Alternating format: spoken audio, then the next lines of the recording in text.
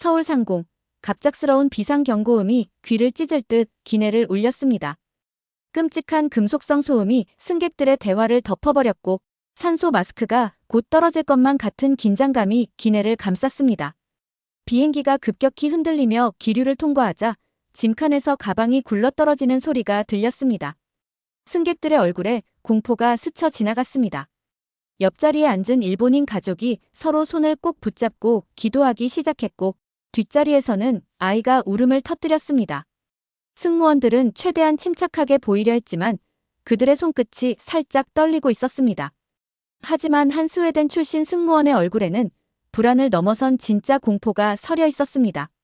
그녀는 이제 가장 두려워하던 상황을 마주하게 됐습니다. 항로를 변경해 일본이 아닌 한국에 비상 착륙을 해야 하는 상황. 그녀에게 한국은 그저 더럽고 위험하고 낙후된 나라일 뿐이었습니다. 하지만 그녀는 몰랐습니다. 이 예상치 못한 착륙이 그녀의 모든 편견을 무너뜨리고 그녀의 인생을 완전히 바꿔놓게 될 거라는 것을요. 과연 그녀는 낯선 한국에서 무사할 수 있을까요?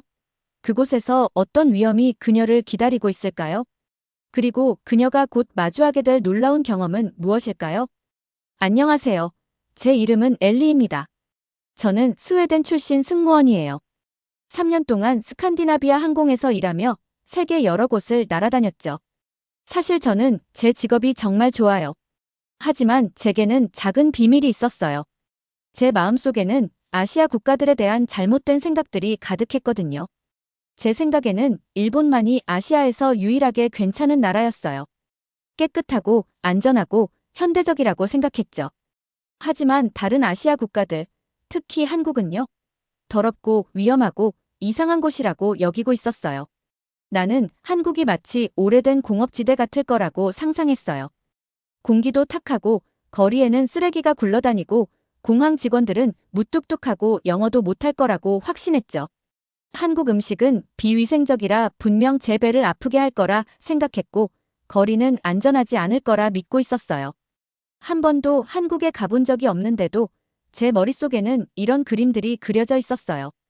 동료들이 서울 여행에 대해 이야기할 때면 저는 웃으며 고개를 끄덕이곤 했지만 속으로는 그들의 말을 믿지 않고 있었죠. 그냥 예의상 좋게 말하는 거야.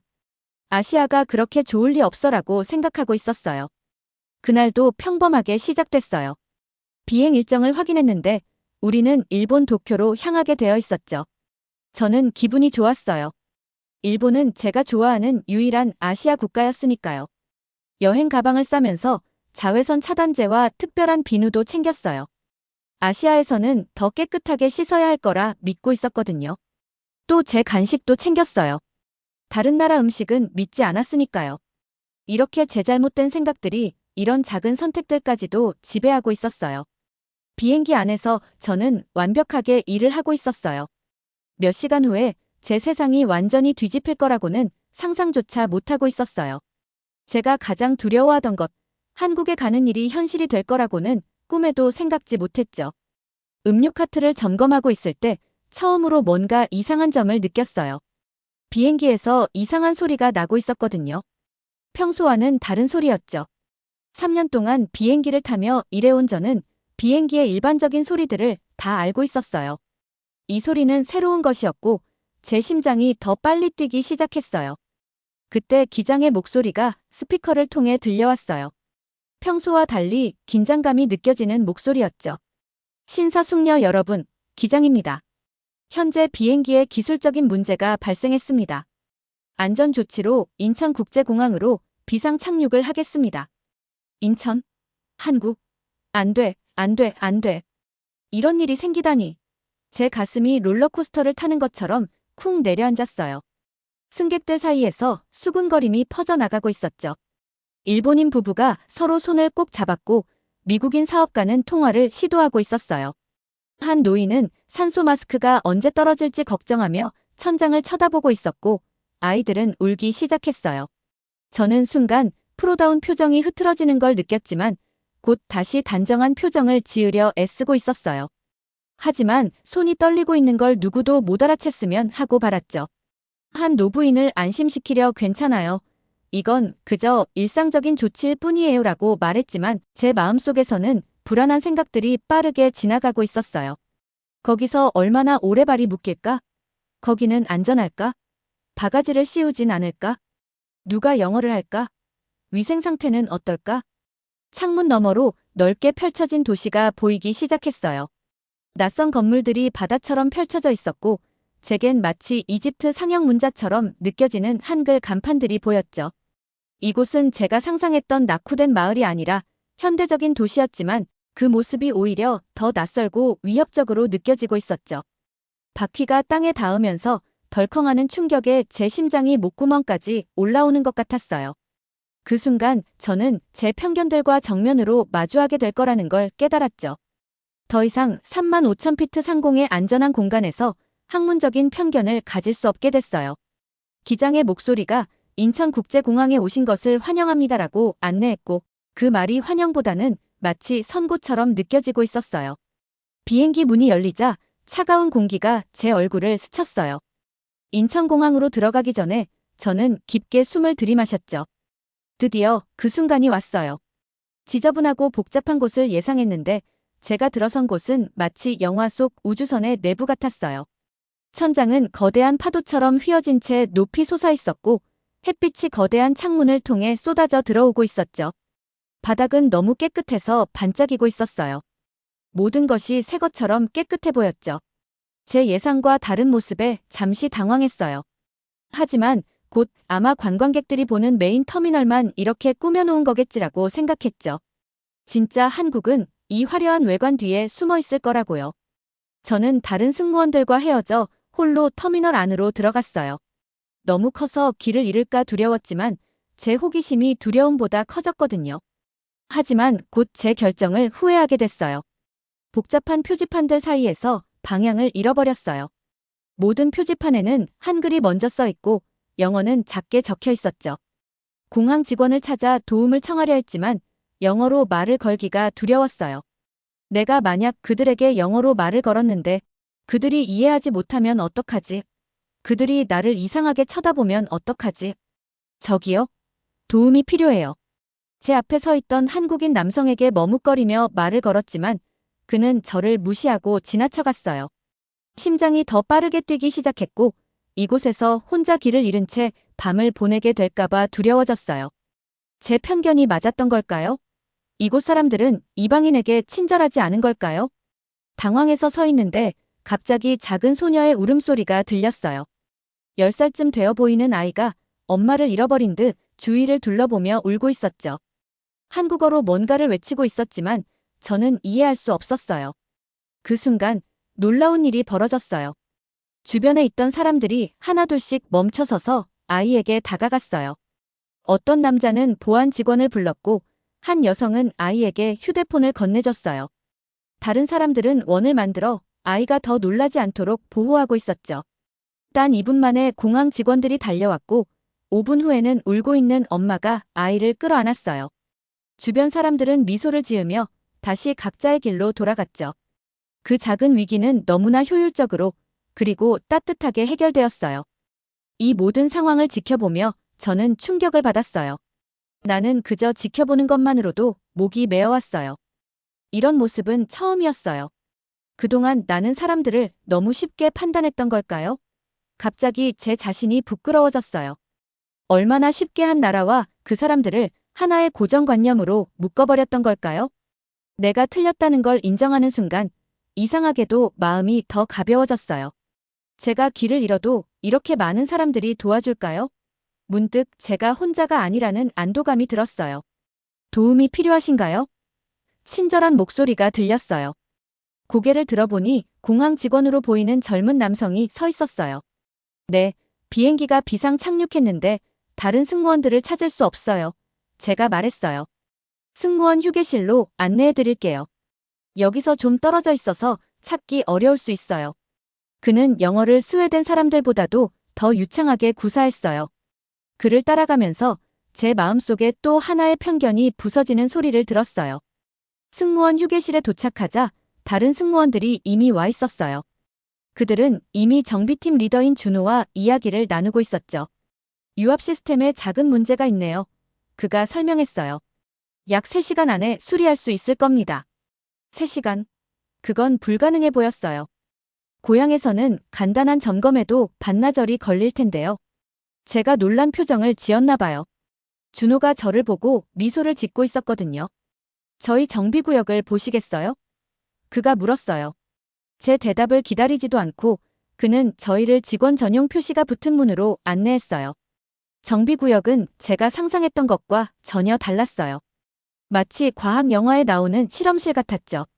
벽에 있는 큰 화면들에는 색깔로 표시된 부품들이 있는 비행기 도표가 보이고 있었어요. 준호가 화면들을 가리켰어요. 저희 컴퓨터 시스템은 비행기의 모든 부품을 추적해요. 무엇을 고쳐야 하고 어떻게 고쳐야 하는지 정확히 알려주죠. 이런 건 전에 본 적이 없었어요. 심지어 스웨덴에서도 우리 공항 기술은 이렇게 첨단이 아니었어요.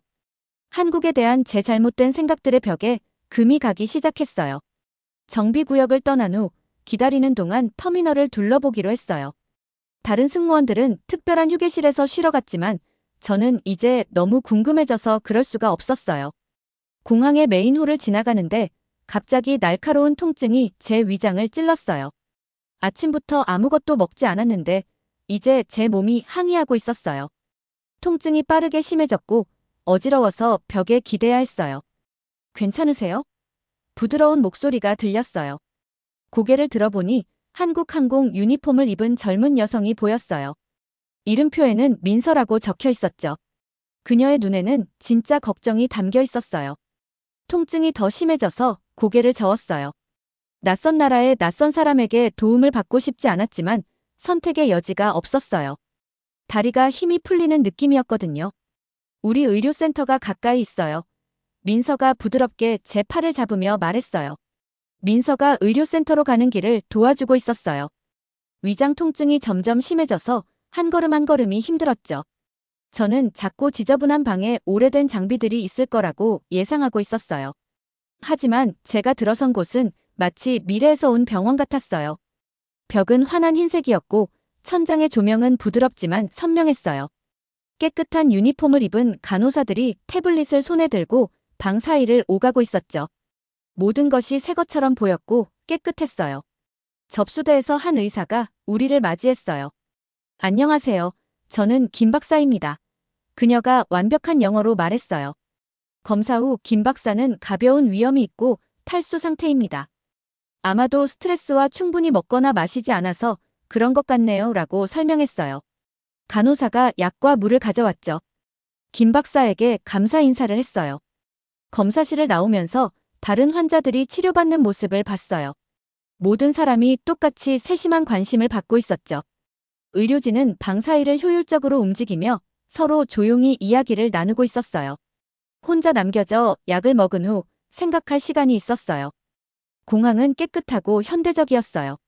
정비팀은 능숙하고 효율적이었고 의료 서비스도 훌륭했죠. 길 잃은 아이를 위해 모두가 달려온 모습도 인상적이었고요. 한국에 대해 알고 있다고 생각했던 모든 것이 틀렸어요.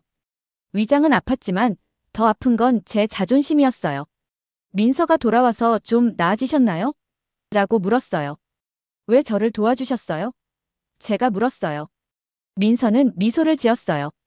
왜 도와주지 않겠어요? 우리는 둘 다 승무원이잖아요. 서로의 일을 이해하고 있죠. 게다가 몸이 안 좋을 때는 모두가 친절함을 받을 자격이 있어요. 그녀의 단순한 대답이 저를 작게 느끼게 했어요. 만약 제가 그녀의 입장이었다면 스웨덴에서 아픈 한국인 승무원을 도왔을까요? 확신이 서지 않았어요.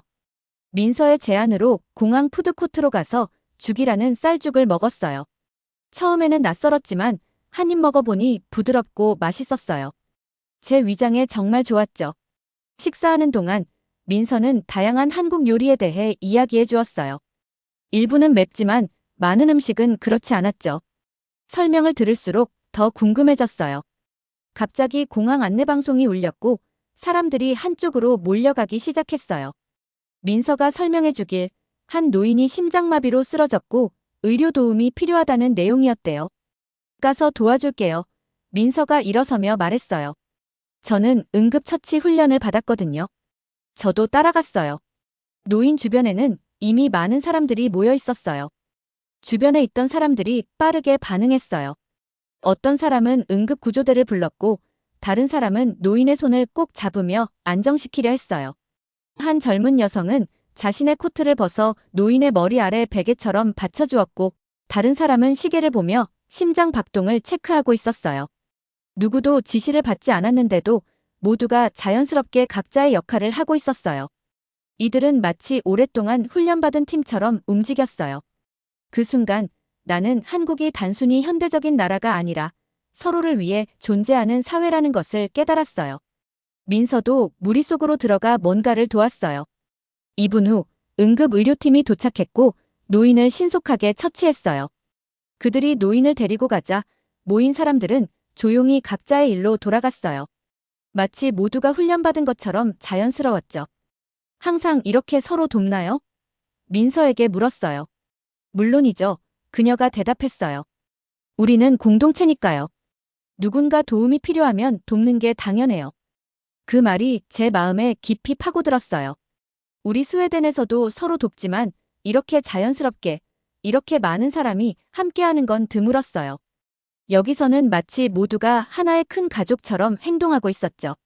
민서와 함께 공항을 더 둘러보면서 제가 보지 못했던 한국의 다른 면들을 알게 됐어요. 어린이를 위한 놀이공간, 문화체험 코너, 심지어 작은 정원까지 있었죠. 민서는 한국 문화와 역사에 대해 열정적으로 이야기했고 저는 점점 더 매료되고 있었어요. 제 휴대폰이 메시지 알림으로 울렸어요. 우리 파일럿으로부터였어요. 비행기가 고쳐졌고 1시간 내에 출발할 거라고 했어요. 저는 이상한 감정들이 섞인 느낌이 들었어요. 비행기가 고쳐져서 기뻤지만 떠나는 것이 슬펐어요. 한국에 대해 더 보고 배우고 싶은 것들이 너무 많았거든요. 우리 비행기가 준비됐어요. 민서에게 말했어요. 곧 떠날 거예요. 그녀는 미소 지었어요. 언젠가 진짜 방문을 위해 다시 오시길 바랄게요. 고개를 끄덕였어요. 그럴게요. 꼭 그럴 거예요. 그 순간 정말로 그 말을 진심으로 했어요. 한국에서의 몇 시간이 저를 바꿔놓았어요. 제 오래된 생각들은 깨졌고 그 자리에는 호기심과 더 많이 배우고 싶은 욕구가 생겼어요. 저는 큰 창문을 통해 비행기를 바라보며 게이트에 서 있었어요. 비행기는 이전과 같아 보였지만 저는 완전히 달라져 있었죠. 몇 시간 전만 해도 한국에 착륙하게 된 것 때문에 속상해 있었는데 이제는 오히려 떠나는 것이 아쉬웠어요. 태양이 지고 있었고 하늘은 아름다운 주황색과 분홍색 물결로 물들어 있었어요. 서울의 스카이라인이 창문 너머로 보였고 그 아름다움에 저는 잠시 숨을 멈췄어요. 이렇게 아름다운 도시를 단 몇 시간만 보고 떠나야 한다는 게 안타까웠죠. 승객들이 비행기에 탑승하기 시작할 때 민서가 저를 향해 서둘러 오고 있는 걸 봤어요. 그녀는 작은 종이봉투를 들고 있었죠. 비행 중에 드실 것을 가져왔어요. 그녀가 봉투를 건네며 말했어요. 안에는 한국 과자와 작은 차 상자가 들어있었어요. 그리고 민서의 이메일 주소가 적힌 손글씨 메모도 있었어요. 다시 한국에 오시면 연락하세요. 그녀가 말했어요. 진짜 서울, 공항만이 아닌 곳을 보여드릴게요. 저는 처음으로 그녀에게 포옹을 했어요. 모든 것에 감사드려요. 당신이 제가 한국을 보는 방식을 바꿔주었어요. 민서는 놀란 표정을 짓다가 미소 지었어요. 안전한 여행 되세요, 엘리. 비행기로 돌아가니 모든 것이 익숙하게 느껴졌어요. 똑같은 좌석, 똑같은 조명, 똑같은 냄새였죠. 하지만 저는 달라져 있었어요. 승객들의 자리 배치를 도와주고 이륙 준비를 하면서도 제 마음은 계속해서 보고 배웠던 것들로 되돌아가고 있었어요. 기장이 출발을 알렸어요. 비행기가 천천히 게이트에서 물러났죠. 창문을 통해 공항이 점점 작아지는 모습을 지켜보고 있었어요. 파도처럼 생긴 지붕이 있는 인상적인 건물. 깨끗한 터미널들. 제 오래된 생각들이 완전히 바뀐 곳이요. 공중으로 올라가면서 차가운 창문에 손을 대고 있었어요. 아래로는 서울의 불빛이 별처럼 펼쳐져 있었죠. 각각의 불빛은 제가 잘못 판단했던 이곳에서 살아가는 사람들을 나타내고 있었어요. 각각의 거리에는 제가 알려고 하지도 않았던 이야기들이 담겨 있었죠. 비행 중에 제 동료 리사가 제게서 뭔가 다른 점을 눈치챘어요. 뭔가 달라 보여요. 갤리에서 음료를 준비하면서 그녀가 말했어요. 공항에서 무슨 일 있었어요? 어떻게 대답해야 할지 고민했어요. 어떻게 몇 시간 만에 제 세계관이 완전히 바뀌었는지 설명할 수 있을까요? 잘못된 생각에서 벗어나 새롭게 눈을 뜬 기분이었어요. 오늘 중요한 걸 배웠어요. 마침내 대답했어요. 때로는 우리가 가장 두려워하는 것들이 우리가 가장 이해하지 못하는 것들이라는 걸요. 리사는 혼란스러워 보였지만 그래도 고개를 끄덕였어요. 도쿄로 가는 나머지 비행 동안 저는 새로운 에너지로 업무를 수행하고 있었어요. 음료를 서빙하고 승객들을 도와주고 질문에 답했죠. 하지만 제 마음의 일부는 여전히 한국에 머물러 있었고 제가 본 모든 것들을 생각하고 있었어요. 정비팀이 완벽한 기계처럼 함께 일하는 모습을 떠올리고 있었어요. 친절한 의사와 현대적인 장비가 있는 깨끗한 의료센터를 기억했어요. 민서가 저와 나눠 먹었던 죽의 부드러운 맛이 아직도 혀끝에 남아있는 것 같았고 길 잃은 아이를 찾기 위해 모든 사람이 하나가 된 모습, 쓰러진 노인을 위해 자연스럽게 도왔던 그 순간들이 계속 제 마음을 감동시키고 있었어요. 도쿄에 착륙했을 때는 거의 자정이었어요. 도시 불빛이 가벼운 비를 통해 빛나고 있었죠. 또 다른 아름다운 아시아 도시가 탐험을 기다리고 있었어요. 하지만 이제는 일본만 좋아하는 것이 아니라 한국과 비교하게 됐어요. 둘 다 각자의 방식으로 놀라웠고 둘 다 열린 눈과 마음으로 볼 가치가 있었죠. 그날 밤 호텔방에서 잠을 이룰 수 없었어요. 창가에 앉아 도쿄의 스카이라인을 바라보며 제 여정에 대해 생각하고 있었어요. 인천공항에서 찍은 사진들을 휴대폰으로 보고 있었죠. 그렇게 좋은 사진들은 아니었어요. 터미널, 푸드코트, 민서와의 셀카 같은 급하게 찍은 것들이었거든요. 하지만 그것들은 제가 그곳에 있었다는 증거였어요. 제 머릿속에 있던 한국이 실제로는 한 번도 존재하지 않았다는 증거였죠.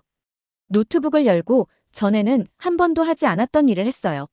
서울 여행을 검색하고 방문할 수 있는 모든 장소에 대해 읽기 시작했어요. 알록달록한 지붕이 있는 아름다운 궁전들. 한 번도 본 적 없는 패션이 있는 현대적인 쇼핑 지역들. 음식과 공예품으로 가득 찬 공원, 박물관, 시장들. 그날 밤 결심했어요. 스웨덴으로 돌아가면 서울행 비행편에서 일할 수 있도록 요청할 거예요. 한국에서의 진짜 휴가를 위해 돈을 모을 거고 민서에게 이메일을 보내서 그녀의 도시를 보여달라는 제안을 할 거예요. 도쿄 위로 해가 뜨기 시작할 때 저는 마침내 미소를 지으며 잠이 들었어요. 꿈속에서 저는 더 이상 한국 위를 날고 있지 않았어요. 그 거리를 걷고 사람들을 만나고 이야기를 배우고 있었죠. 그로부터 3개월 후 저는 정말로 서울에 휴가를 왔어요. 민서는 약속대로 도시에 숨겨진 보물들을 보여주었죠. 한강공원에서 자전거를 타고 북촌 한옥마을의 전통 가옥들을 방문하고 동대문 디자인 플라자의 현대 건축을 감상했어요. 밤에는 신사동 가로수길에 세련된 카페에서 시간을 보내고 광화문 광장의 분수쇼를 보았어요. 저는 어느 날 저녁 민서와 함께 한강을 바라보며 물었어요. 사람들이 서로를 이렇게 배려하는 문화는 어떻게 만들어진 거예요? 민서는 잠시 생각하더니 대답했어요. 우리는 수천 년 동안 작은 반도에서 함께 살아왔어요. 혼자서는 살아남을 수 없었죠. 서로 의지하고 배려하는 것이 우리의 DNA에 새겨진 거예요. 그녀의 말이 제 마음에 깊이 와닿았어요. 제가 한국에서 느꼈던 것은 단순한 친절함이 아니라 서로를 위한 깊은 책임감이었던 거예요. 그것이 제가 인천공항에서 보았던 모든 기적 같은 순간들의 원천이었죠. 매일 밤 제 여행 일기에는 새로운 경험들과 배움이 가득 채워졌어요. 그리고 매일 저는 제 마음속에 있던 편견의 벽이 더 무너지는 것을 느꼈죠. 민서와 저는 진정한 친구가 되었어요. 우리는 여전히 정기적으로 연락하고 있고 그녀는 다음 달에 스웨덴을 방문할 예정이에요. 제가 그녀의 나라를 보게 해준 것처럼 저도 그녀에게 제 나라를 보여줄 차례가 되었죠. 지금은 비행기에서 매일 한국어를 공부하고 있어요. 안녕하세요. 감사합니다. 맛있어요. 아직 서툴지만 다음에 민서를 만날 때는 꼭 한국어로 고마워라고 말하고 싶어요. 책과 앱으로 배우는 것보다 한국에서 직접 사람들과 대화하며 배우고 싶은 마음이 커요. 그리고 이제는 아시아 노선을 자원해서 신청하고 있어요. 제가 전에 알지 못했던 모든 아름다운 나라들을 발견하고 싶거든요. 한 번에 예상치 못한 착륙이 제 세계를 이렇게 넓혀줄 줄은 몰랐어요. 비상 착륙은 제 인생에서 가장 중요한 여정이 되었어요. 단지 우리 비행기를 고친 것이 아니라 제 마음을 고쳐놓았거든요. 그리고 그건 영원히 지속될 술이었어요. 한국은 이제 저에게 단순한 여행지가 아니에요. 그곳은 제 세계관을 완전히 바꿔놓은 곳, 제 마음의 눈을 열어준 곳이에요. 한때는 두려움의 대상이었던 그 나라가 지금은 제가 가장 그리워하는 곳이 되었어요. 그리고 이 모든 것이 한 번의 비상 착륙으로 시작되었다는 게 믿기지 않아요. 오늘도 저는 비행기에서 승객들에게 미소를 지으며 묻곤 해요. 이번이 처음 가보는 곳인가요? 그리고 그들의 불안한 표정을 보면 속으로 생각해요. 걱정하지 마세요. 가장 멋진 경험은 종종 가장 두려운 곳에서 시작됩니다. 때로는 우리 삶에서 가장 중요한 여행이 예정된 목적지가 아닌 예상치 못한 비상 착륙에서 시작되는 법이니까요. 오늘의 영상은 여기까지입니다. 오늘의 사연 재밌게 보셨다면 좋아요와 구독 꼭 부탁드릴게요.